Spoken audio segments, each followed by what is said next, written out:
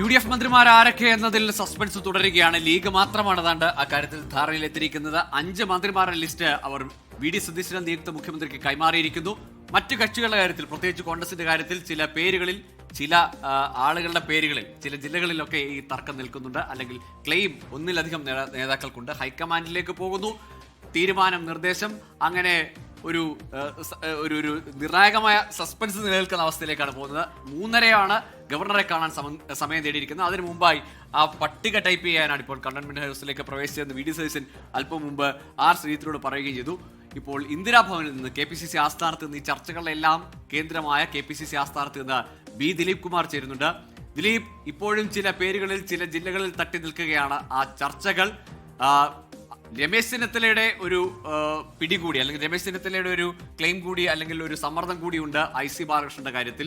അത് മറികടന്ന് T സിദ്ദിഖിലേക്ക് എത്താനുള്ള സാധ്യത എത്രത്തോളമാണ്? T സിദ്ദിഖും AK ആന്റണി അടക്കം നേരിൽ കണ്ട് അദ്ദേഹത്തിന് ഈ ചർച്ചകളിൽ സാധ്യത മങ്ങി എന്ന് തോന്നിയൊരു ഘട്ടത്തിൽ അദ്ദേഹത്തിനെ നേരിട്ട് തന്നെ കാണുന്നുണ്ട്. ഒപ്പം കോട്ടയത്തിന്റെ കാര്യമെടുത്താൽ തിരുവഞ്ചൂരോ ചാണ്ടി ഉമ്മനോ ആരാകും മന്ത്രി എന്ന കാര്യത്തിലുള്ള ഒരു കൺഫ്യൂഷൻ നിലനിൽക്കുന്നുണ്ടല്ലോ.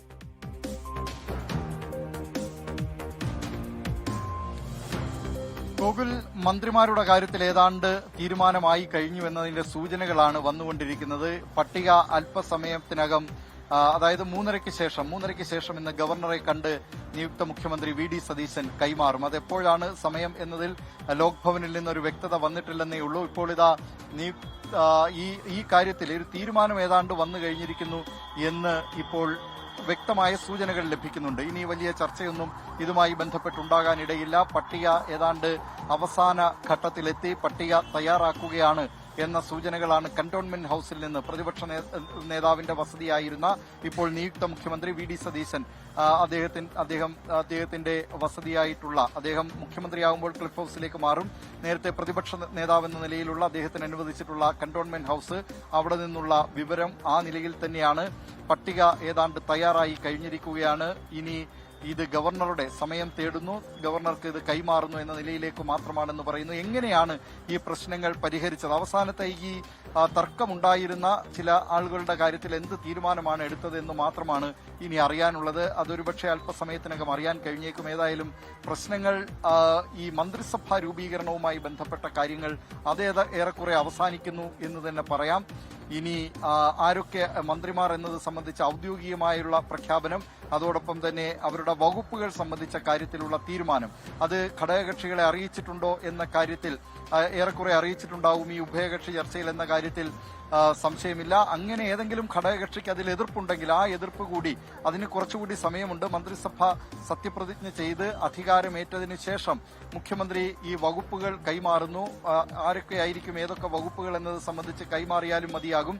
സത്യപ്രതിജ്ഞ ചെയ്യുന്നതിന് മുമ്പ് അവർ ആ വകുപ്പിന്റെ മന്ത്രി എന്ന നിലയിലല്ല സത്യപ്രതിജ്ഞ ചെയ്ത് അധികാരമേൽക്കുന്നത്. പകരം കേരള സംസ്ഥാനത്തെ ഒരു മന്ത്രി എന്ന നിലയിൽ, ആ നിലയിലാണ് അവർ സത്യവാചകം ചൊല്ലി അധികാരമേൽക്കുന്നത്. അതുകൊണ്ട് ഈ മന്ത്രിമാരുടെ വകുപ്പുകൾ സംബന്ധിച്ച കാര്യത്തിൽ ഒരു അന്തിമ തീരുമാനം അത് പെട്ടെന്ന് എടുക്കേണ്ടതില്ല. അത് പക്ഷേ ഘടകകക്ഷി നേതാക്കളെയൊക്കെ അറിയിച്ചിട്ടുണ്ട്. ഇപ്പോൾ UDF കൺവീനർ അടൂർ പ്രകാശ് പുറത്തേക്ക് പോവുകയാണ്. ചർച്ചകൾ ഏറെക്കുറെ കഴിഞ്ഞുവെന്നാണ് തോന്നുന്നത്. ഇവരൊക്കെ ഓരോരുത്തരായി പുറത്തേക്ക് പോകുന്നു. നേരത്തെ നിയുക്ത മുഖ്യമന്ത്രി VD സതീശൻ പോയി. ഇപ്പോൾ UDF കൺവീനർ അടൂർ പ്രകാശ് പുറത്തേക്ക് പോകുന്നു. അങ്ങനെ ഏതാണ്ട് പ്രശ്നങ്ങൾ പരിഹരിക്കുന്ന നിലയിലേക്ക് കാര്യങ്ങൾ എത്തുന്നു. മുസ്ലിം ലീഗിന് 5 മന്ത്രിമാർ, അവരാരൊക്കെ എന്നത് മുസ്ലിം ലീഗ് നേതൃത്വം തീരുമാനിച്ചു കഴിഞ്ഞിരിക്കുകയാണ്. PK കുഞ്ഞാലിക്കുട്ടി മന്ത്രിസഭയിൽ ഉണ്ടാകും, PK ബഷീർ മന്ത്രിസഭയിൽ ഉണ്ടാകും എന്ന കാര്യം തീരുമാനിച്ചിട്ടുണ്ട്. മണ്ണാർക്കാട് നിന്ന് തെരഞ്ഞെടുക്കപ്പെട്ട N ഷംസുദ്ദീൻ മന്ത്രിസഭയിൽ ഉണ്ടാകും. കളമശ്ശേരിയിൽ നിന്ന് വിജയിച്ച V അബ്ദുൽ ഗഫൂർ മന്ത്രിസഭയിൽ ഉണ്ടാകും എന്ന കാര്യം ഉറപ്പായിട്ടുണ്ട്. KM ഷാജിയും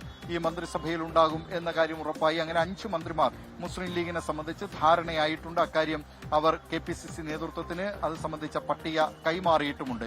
മുസ്ലിം ലീഗ് നേരത്തെ 2011 ഉമ്മൻചാണ്ടി സർക്കാരിൽ വഹിച്ചിരുന്ന ആ വകുപ്പുകൾ തന്നെ വേണം എന്നാണ് ആവശ്യപ്പെട്ടിരുന്നത്. ആ വകുപ്പുകൾ തന്നെ നൽകുന്നതിന് കോൺഗ്രസ് നേതൃത്വം തയ്യാറായിട്ടുമുണ്ട്.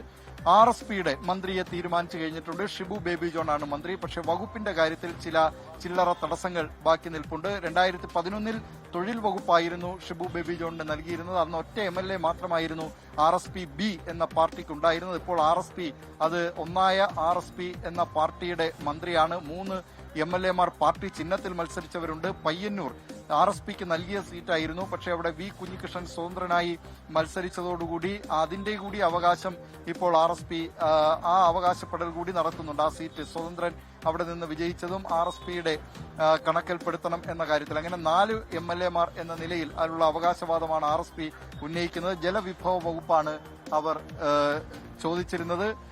പക്ഷേ കേരള കോൺഗ്രസ് ജോസഫ് വിഭാഗവും അതേ വകുപ്പിന് തന്നെ പിടിമുറുക്കുകയാണ്. അതുകൊണ്ട് എന്ത് തീരുമാനമായിരിക്കും എടുക്കുക എന്നത് സംബന്ധിച്ച് അവരുടെ വകുപ്പുകളുടെ കാര്യത്തിൽ എന്തായിരിക്കും തീരുമാനം എന്നത് സംബന്ധിച്ച് അറിയേണ്ടതുണ്ട്. ഇപ്പോൾ KPCC president advocate Sunny Joseph അകത്തുണ്ട്. അതുപോലെ AICC ജനറൽ സെക്രട്ടറി ദീപാദാസ് മുൻഷിയുമുണ്ട്. ഈ പട്ടികയ്ക്ക് ഏതായാലും അന്തിമ തീരുമാനം ആയിട്ടുണ്ട് എന്ന് തന്നെയാണ് ഇപ്പോൾ ലഭിക്കുന്ന വിവരം. അതാണ് ഒരു സസ്പെൻസ് ത്രില്ലർ ജോണറിൽപ്പെട്ട സംഭവങ്ങൾ മാത്രമേ കോൺഗ്രസ് എടുക്കൂ എന്ന രീതിയിലാണ് കാര്യങ്ങൾ. നേരത്തെ മുഖ്യമന്ത്രിയുടെ കാര്യത്തിൽ നമ്മൾ കണ്ടതാണ്. ഇപ്പോൾ ദിബാദാസ് മുൻഷി ഉൾപ്പെടെയുള്ള ആളുകൾ പുറത്തേക്ക് ഇറങ്ങി വരുന്നത് പ്രേക്ഷകർ കാണാം. നേരത്തെ മുഖ്യമന്ത്രിയുടെ കാര്യത്തിൽ തീരുമാനം പ്രഖ്യാപന ശേഷം ചില അമർഷവും പൊട്ടിത്തെറിയുമെല്ലാം നമ്മൾ കണ്ടതാണ്. ഇപ്പോൾ തീരുമാനമായിട്ടുണ്ട് കോൺഗ്രസ് മന്ത്രിമാരുടെ കാര്യത്തിൽ ഇന്ന് വ്യക്തമാണ്. പക്ഷേ അതെന്താണ് ആന്തരികമായി സംഭവിച്ചത്, അവിടെ ചർച്ചകൾ എങ്ങനെയായിരുന്നു, ആർക്കാണ് നറുക്കു വീണത് തുടങ്ങിയ കാര്യങ്ങളിൽ വരും മണിക്കൂറുകളിൽ മാത്രമേ കൃത്യമായി നമുക്ക് കാര്യങ്ങൾ പറയാൻ പറ്റൂ. എന്തായാലും ചർച്ചകൾ പൂർത്തിയായിട്ടുണ്ട്. AICC കേരളത്തിന് ചുമതലയുള്ള AICC ജനറൽ സെക്രട്ടറി ദിബാദാസ് മുൻഷി ഇപ്പോൾ പുറത്തോട്ട് വരികയാണ്. ഏത് രീതിയിൽ കാര്യങ്ങൾ പോയി എന്ന് വരും മണിക്കൂറുകളിൽ പ്രേക്ഷകരെ അറിയിക്കാൻ സാധിക്കുമെന്നാണ്. ഹൈക്കമാൻഡിലേക്ക് വിട്ട പേരുകളിൽ അതിലെന്താണ് ഹൈക്കമാൻഡിന്റെ നിർദ്ദേശം വന്നത്, അതിൽ ഫൈനലൈസ് ചെയ്തോ? ഒപ്പം ഈ പ്രധാനപ്പെട്ട 2 കക്ഷികൾ അതിൽ കേരള കോൺഗ്രസ് ജോസഫ് വിഭാഗം അവരുടെ മന്ത്രിസ്ഥാനം, 2ാമത്തെ മന്ത്രിസ്ഥാനത്തിന് വേണ്ടിയുള്ള ക്ലെയിം, അതിലെന്താണ് നിർദ്ദേശം വന്നിരിക്കുന്നത് എന്നത് അറിയേണ്ടതുണ്ട്. ഒപ്പം രൂക്ഷമായ പ്രതികരണം നടത്തിയ മാണി സി കാപ്പനാണ് ടേം വ്യവസ്ഥ പറ്റില്ല എന്ന് പറഞ്ഞത്. ഇപ്പോൾ ദിവാദാസ് മുൻഷിയുടെ ഒരു പ്രതികരണത്തിന് ശ്രമിക്കുന്നുണ്ട്. അതിലേക്ക്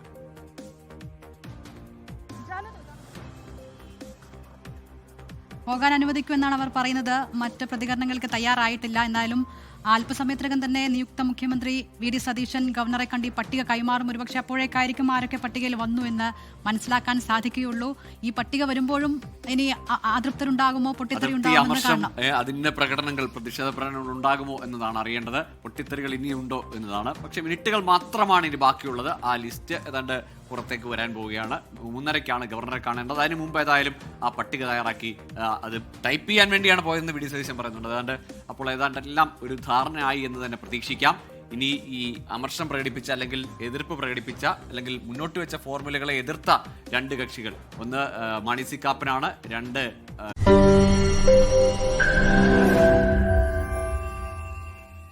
ലോകത്തെവിടെയായാലും ഏത് സമയത്തും 24 വാർത്തകളും ഓഗ്മെന്റഡ് റിയാലിറ്റി പാക്കേജുകളും എക്സ്പ്ലെയിനറുകളും വിശദമായി കാണാൻ ഞങ്ങളുടെ YouTube ചാനൽ നിങ്ങൾക്ക് സബ്സ്ക്രൈബ് ചെയ്യാം.